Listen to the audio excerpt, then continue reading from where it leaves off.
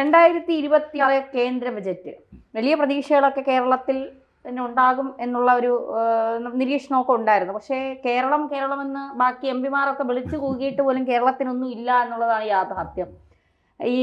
ഈ ശ്രീധരൻ പറഞ്ഞൊരു അതിവേഗ റെയിൽ പദ്ധതി അതായിരുന്നു നമ്മുടെയൊക്കെ ഏറ്റവും വലിയ ശ്രദ്ധ അതിലേക്കായിരുന്നു. ഇത്തവണത്തെ ബജറ്റിൽ അത് ഉണ്ടാകുമെന്നുള്ളതാണ്. പക്ഷേ അവിടെയും കേരളത്തെ വെട്ടി എന്നുള്ളതാണ് യാഥാർത്ഥ്യം. എങ്ങനെ കാണാം സാർ ഇതിനെ? ഒരു സംശയമില്ല, ഈ ശ്രീധരൻ പറയുമ്പോൾ തന്നെ അത് വരും എന്നുള്ളൊരു പ്രതീക്ഷ എനിക്കില്ല. ഒരു ഇലക്ഷൻ സ്റ്റണ്ട് എന്ന രൂപത്തിൽ RRTS എന്ന് ഇവർ പറഞ്ഞൊരു വിഡ്ഢിത്തത്തിന് പകരം മറ്റൊരു വിഡ്ഢിത്തം ശ്രീധരൻ പറഞ്ഞു എന്നാൽ ഞാൻ കണക്കാക്കിയുള്ളൂ. കാരണം RRTS എന്ന് പറയുന്നതിന് ഒരു എക്സ്റ്റെൻഡഡ് മെട്രോ ആണ്, മെട്രോ സർവീസാണത്. ഇപ്പോൾ കൊച്ചി മെട്രോ നമ്മൾ തൃശ്ശൂർക്ക് നീട്ടിയാൽ RRTS ആകും, അത് കോഴിക്കോട്ടേക്ക് നീട്ടിയാൽ അതും RRTS ആകും, തിരുവനന്തപുരത്തേക്ക് നീട്ടാം. മെട്രോയിനേക്കാൾ ലേശം കൂടി സ്പീഡ് കൂടും. RRTS ഉണ്ട് ഇപ്പം തന്നെ വളരെ ഡൽഹിയിൽ ഒരു ഡൽഹി മീററ്റ് കുറച്ച് ദൂരം RRTS റൺ ചെയ്യുന്നുണ്ട്. അത് നമ്മുടെ മെട്രോയിനേക്കാൾ കുറച്ചുകൂടി മെച്ചപ്പെട്ട വന്ദേ ഭാരതിനെ പോലെയുള്ള ചുരുങ്ങാൻ പറ്റും. കാരണം എന്താ വെച്ചാൽ മറ്റ് റെയിൽ തടസ്സങ്ങളില്ല, അങ്ങനെ പോകാൻ പറ്റും. ഇപ്പം മെട്രോയ്ക്ക് അതാണല്ലോ ഗുണം. ഇപ്പം നമ്മൾ തിരക്കുണ്ടെങ്കിൽ കൊച്ചിയിൽ മെട്രോയിൽ കയറും, കാരണം എന്താ വെച്ചാൽ ബ്ലോക്ക് ഉണ്ടാവില്ല. എറണാകുളം സൗത്ത് സ്റ്റേഷനിലേക്ക് പോകാൻ നമുക്ക് മെട്രോയിൽ കയറുക ഏറ്റവും എളുപ്പം, കാരണം ഏറ്റവും വേഗത്തും എവിടെ നിന്ന് വേണമെങ്കിൽ. ഇപ്പോൾ കല്ലൂർ ബ്ലോക്കോ പാലാരിവട്ടത്ത് ബ്ലോക്കോ തോമ്പടി ബ്ലോക്കോ ഒന്നുമില്ല. അത്ര ഗുണം മാത്രമേ അതിനുള്ളൂ. RRTS എന്ന് പറയുന്നത് അതിവേഗ റെയിലിന് പകരം വയ്ക്കാവുന്ന ഒരു സാധനമല്ല, അർദ്ധ അതിവേഗ റെയിലും അല്ല. അത് ഒന്നാമത്തെ കാര്യം, അതവിടെ നിൽക്കട്ടെ. നമുക്കിപ്പോൾ കേന്ദ്ര ബജറ്റിലേക്ക് വന്നാൽ 7 അതിവേഗ റെയിൽ ഇടനാഴികൾ അവർ പറഞ്ഞിട്ടുണ്ട്. അത് ഡൽഹിയിൽ നിന്ന് വാരണാസി സിൽഗുരി, ദക്ഷിണേന്ത്യയിലേക്ക് വന്നു കഴിഞ്ഞാൽ പൂനെയിൽ നിന്ന് ഹൈദരാബാദിലേക്ക്, ഹൈദരാബാദിൽ നിന്ന് ബാംഗ്ലൂർക്ക്, ബാംഗ്ലൂരിൽ നിന്ന് ചെന്നൈക്ക്, ഇങ്ങനെയുള്ള കലാപരിപാടികളുണ്ട്. ഈ 7 എണ്ണത്തിലും കേരളമില്ല. അപ്പോൾ ഒരു അതിവേഗ റെയിൽ എന്ന സെൻട്രൽ പ്രോജക്റ്റ് കേരളത്തിലേക്ക് ഇല്ല, ഈ വർഷത്തെ ബജറ്റിലില്ല. ഒരു പൈസ പോലും അതിന് മുടക്കിയിട്ടില്ല. അപ്പോൾ പിന്നെ ശ്രീധരൻ സാറ് എവിടെ നിന്നാണ് കാശുണ്ടാക്കണമെന്ന് നമുക്കറിയില്ല. സെൻട്രൽ ഗവൺമെൻറ് പ്രപ്പോസൽ അല്ലാതെ സെൻട്രൽ ഗവൺമെൻറ് പ്രപ്പോസൽ വരുന്നായിരുന്നല്ലോ ഇതുവരെ പറഞ്ഞിരുന്നത്. മുഖ്യമന്ത്രി പറഞ്ഞു സെൻട്രൽ ഗവൺമെൻറ് അതിനെപ്പറ്റി ഒന്നും പറഞ്ഞിട്ടില്ല. മന്ത്രി രാജീവും പറഞ്ഞു.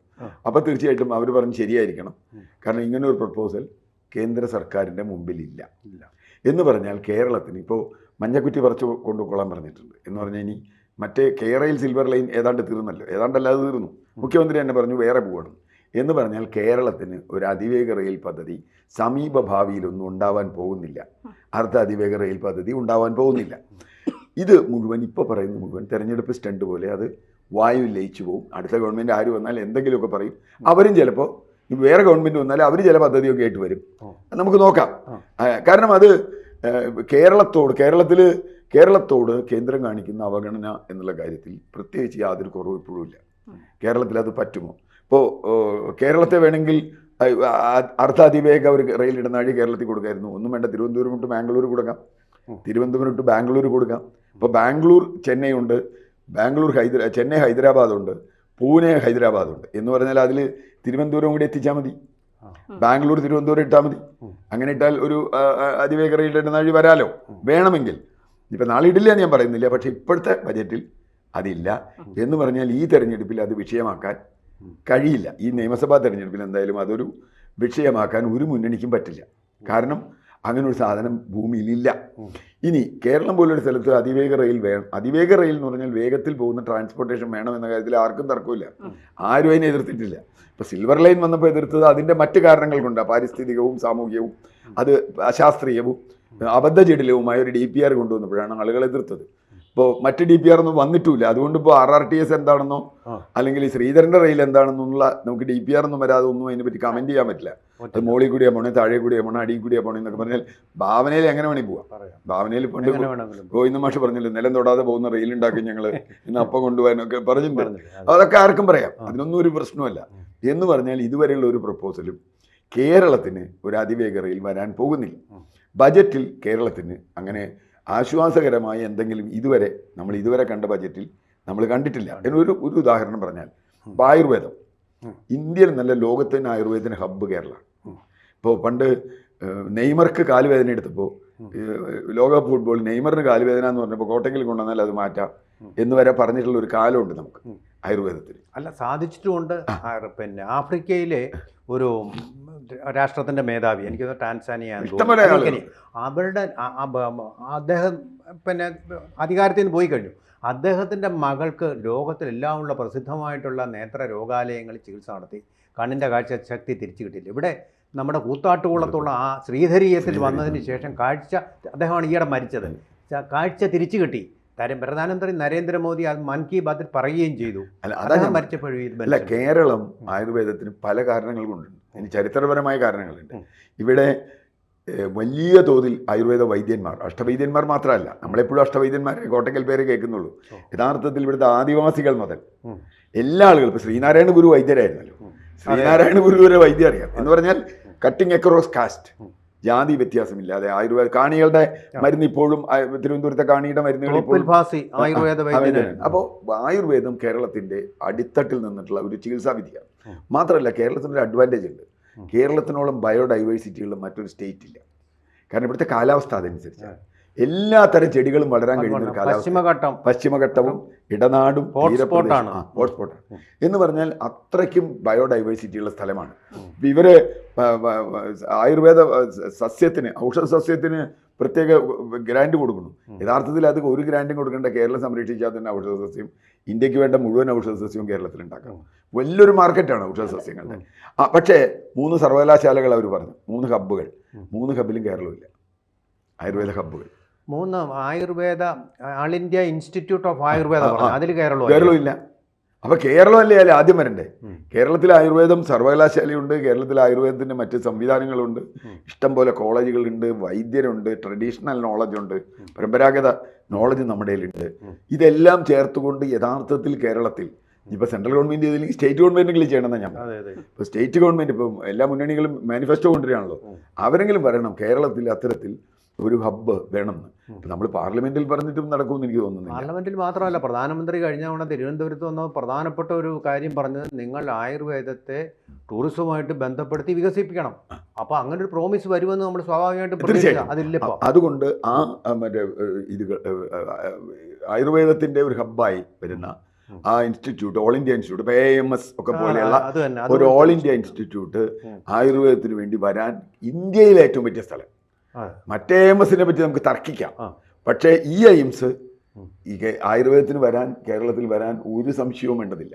തീർച്ചയായും അത് ആദ്യം വരേണ്ട സ്ഥലങ്ങളിലൊന്നാണ്. അതെന്തുകൊണ്ട് വന്നില്ല എന്നുള്ളത് നമ്മൾ ആലോചിക്കണം. എന്തുകൊണ്ടാണ് അതങ്ങനെ കൊടുക്കാതിരുന്നത്?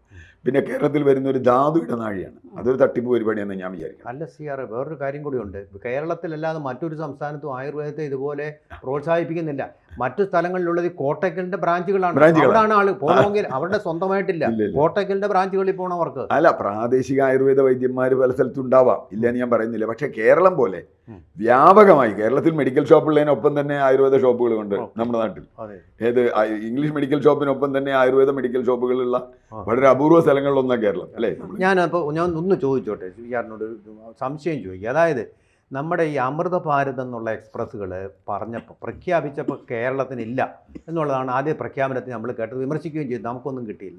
പക്ഷേ 3 അമൃത ഭാരത് എക്സ്പ്രസ്സുകൾ തുടർന്ന് പ്രധാനമന്ത്രി തന്നെ തിരുവനന്തപുരത്ത് ഫ്ലാഗ് ഓഫ് ചെയ്യുകയാണ് ഉണ്ടായത്. അതുപോലെ ഇനിയും വല്ലതും വരുമോ? Hoping against hope. അല്ല, പക്ഷേ ഇടനാഴി അങ്ങനെ വരാൻ പറ്റില്ല. നിലവിലുള്ള ഒരു ട്രാക്കിൽ കൂടി ഒരു ട്രെയിൻ കൂടുതൽ ഓടിക്കുന്ന പോലെ ലളിതമല്ല ഒരു അതിവേഗ റെയിൽ ഇടനാഴി.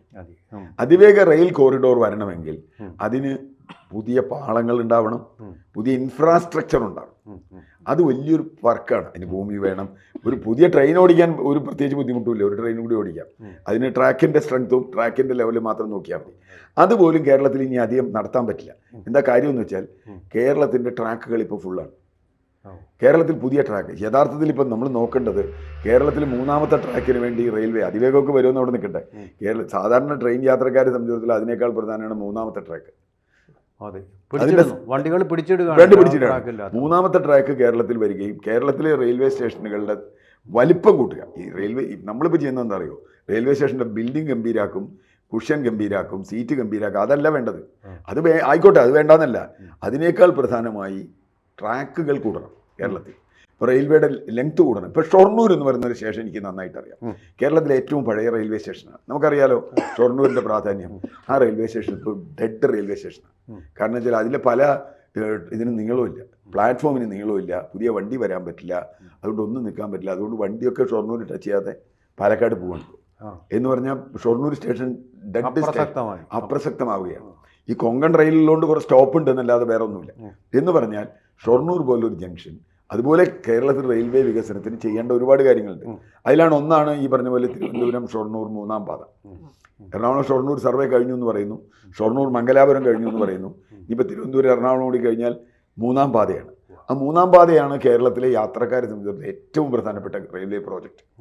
കാരണം അത് വന്നാൽ ഇപ്പോൾ ഇപ്പോൾ വന്ദേ ഭാരതിന് വേണമെങ്കിൽ അതിലേ ഓടാം, അല്ലെങ്കിൽ അതുപോലെയുള്ള അമൃത് ഭാരതോ അതുപോലെയുള്ള ഫാസ്റ്റ് ട്രാക്കിനൊക്കെ അതിലേ ഓടാം. മാത്രമല്ല പിടിച്ചിട്ടുണ്ട്. അപ്പം നമ്മുടെ പാസഞ്ചർ പിടിച്ചിട്ടിട്ടാണ് വന്ദേ ഭാരത് ഓടിക്കണേ, നമ്മുടെ സാധാരണ എക്സ്പ്രസ് പിടിച്ചിട്ടാണ് വന്ദേ ഭാരത് ഓടിക്കണേ. ഒരു സ്ഥിര യാത്രക്കാരെ ആണ് ഞാൻ. എനിക്കറിയാം ഇത് നമ്മളിങ്ങനെ കിടക്കുകയാണ് അനിശ്ചിതമായിട്ട്.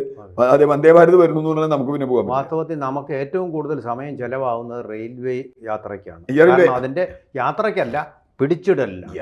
അതുകൊണ്ട് റെയിൽവേയുടെ ടൈം, ആവറേജ് ടൈം കൂടിയിട്ടുണ്ട്, ഞാൻ പറയുന്നില്ല. റണ്ണിങ് ടൈം കൂടിയിട്ടുണ്ട്, ട്രാക്ക് സ്ട്രെങ്തൻ ചെയ്തിട്ടുണ്ട്, സിഗ്നൽ സിസ്റ്റം മെച്ചപ്പെട്ടിട്ടുണ്ട്.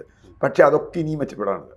ഈ 3-ാമത്തെ റെയിലും സിഗ്നൽ സിസ്റ്റം മെച്ചപ്പെടലും കൂടി വന്നു കഴിഞ്ഞാൽ കേരളത്തിൽ ഇപ്പം നമുക്ക് അതിവേഗം ഒന്നും ഇപ്പം ഇല്ലയെന്ന് വിചാരിക്കാം. അതിവേഗമൊന്നും ഇപ്പം ഞാൻ ആര് പറഞ്ഞാലും തൽക്കാലം ഒന്നും വരാൻ പോകില്ല. ഇത് ഒരു കാര്യം കൂടെ അവസാനം ഹോപ്പിംഗ് അഗൻസ്റ്റ് ഹോപ്പിംഗ് എനിക്ക് വിശ്വസിക്കാൻ കഴിയുന്നില്ല. കാരണം ഈ ശ്രീധരൻ പറഞ്ഞുകൊണ്ട് അതിനൊരു ക്രെഡിബിലിറ്റി ഉണ്ടെന്ന് ഞാൻ വിചാരിച്ചു. ഇപ്പോൾ ഇത് പദ്ധതിയിലില്ല. ഇനി ഞാനൊന്ന് ചോദിച്ചോട്ടെ, ഇപ്പോൾ ഡൽഹി മെട്രോ ആണ് ഇതിൻ്റെ പദ്ധതി ഏറ്റെടുക്കുന്നത്. അതുകൊണ്ടാണോ ഈ മെൻഷൻ വരാതിരുന്നത് ബജറ്റിൽ? അങ്ങനെ ഒരു സാധ്യതയുണ്ടോ? അല്ലല്ല, അതിവേഗ ഇടനാഴി എന്ന് പറയുന്നത് കേരളം അതിൽ പെട്ടിട്ടില്ല എന്ന് പറഞ്ഞാൽ കേരളത്തിലേക്ക് ഇതുപോലൊരു അതിവേഗ പ്രോജക്റ്റിൻ്റെ ഒരു പ്രൊപ്പോസൽ ഇപ്പോഴത്തെ ബഡ്ജറ്റിലില്ല എന്ന് തന്നെയാണ് കണ്ടത്. മാത്രമല്ല അതിപ്പോൾ അതിവേഗ ഇടനാഴി അത്ര എളുപ്പം വരുമോ എന്നുള്ളത് വേറെ പ്രശ്നമുണ്ട്. ഈ പ്രഖ്യാപനം വന്നാലും വരുമോ? 4 വർഷമെന്നാണ് പുള്ളി പറഞ്ഞത്. 4 വർഷം എനിക്കൊരു പ്രതീക്ഷയില്ല. കാരണം ഞാൻ ഒറ്റ ഉദാഹരണം പറയാം. ഇന്ത്യയിൽ ആദ്യത്തെ അതിവേഗ റെയിൽ വരുന്നത് മുംബൈ അഹമ്മദാബാദ്. അതിപ്പോഴും 2017 തീരുമെന്ന് പറഞ്ഞ് തുടങ്ങിയതാണ്, 2014 തുടങ്ങിയത്. 2017 തീർന്നു പറഞ്ഞു. അത് മോഡിയുടെ പെറ്റ് പ്രോജക്റ്റാണ്. ഗുജറാത്ത് അവരുടെ ഗവൺമെൻറ്റാണ്, മഹാരാഷ്ട്ര അവരുടെ ഗവൺമെൻറ്റാണ്. ഇതൊക്കെയാണ് ഇപ്പോഴും അതിൽ ട്രയൽ റൺ മുഴുവൻ ഒരു വളരെ കുറച്ച് സ്ഥലത്തെ ട്രയൽ റൺ പോലും നടന്നിട്ടുള്ളൂ. എന്ന് പറഞ്ഞാൽ 2030 പോലും തീരുമെന്ന് ഉറപ്പില്ല. ഇത് ഈ കേരളം പോലെ ഒരു പ്രശ്നമില്ലാത്തല്ല. കേരളത്തിലാണെങ്കിൽ സമരമുണ്ട്, തർക്കമുണ്ട്, പ്രതിപക്ഷമുണ്ട്, രാഷ്ട്രീയമുണ്ട്, ഇതൊന്നുമില്ലല്ലോ. ഗുജറാത്തിൽ ഇതൊന്നുമില്ലല്ലോ. എന്നിട്ട് എന്തുകൊണ്ടാണ് മുംബൈ അഹമ്മദാബാദ് 13 വർഷം ഡിലേ ആവുന്നത് എന്ന് പറഞ്ഞാൽ അപ്പോൾ കേരളത്തിൽ നിർമ്മിക്കാൻ തുടങ്ങിയ എത്ര നൂറ്റാണ്ട് കഴിയുന്നു നമുക്ക് പറയാൻ പറ്റില്ല. തീർച്ചയായും. അതുകൊണ്ടാണ് ഇപ്പം തന്നെ തുടങ്ങിയാലാണ് ഒരു 10-15 കൊല്ലം കഴിയുമ്പോഴേക്കും എന്തെങ്കിലും വരിക. ചുരുക്കി പറഞ്ഞ റെയിൽവേ രംഗത്ത് കേരളത്തെ നിരാശപ്പെടുത്തുന്ന ബജറ്റ് എന്ന് നമുക്ക് തീർച്ചയായിട്ടും ഒരുപാട് പ്രതീക്ഷകൾ ഉണ്ടായിരുന്നു. ഒരുപക്ഷെ വരുന്ന നിയമസഭാ തിരഞ്ഞെടുപ്പിൽ ഈ കാരണങ്ങളൊക്കെ BJPക്ക് വലിയ തിരിച്ചടിയാകാനുള്ള സാധ്യതയുണ്ട്. തീർച്ചയായിട്ടും.